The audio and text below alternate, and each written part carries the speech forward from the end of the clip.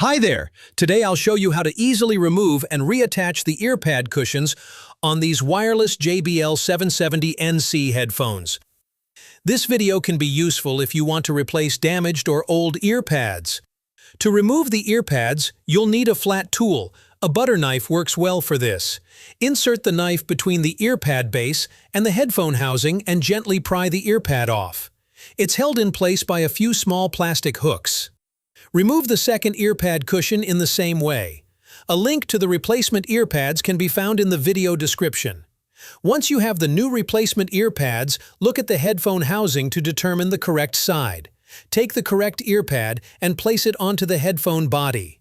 Center it over the hooks and press down in several spots until you hear a few clicks. This means the earpad is locked in place. Then do the same with the other side. And congratulations! You've successfully replaced the earpad cushions on your headphones. They'll feel like new again and should last for years to come. As always, I'd appreciate it if you hit the like button.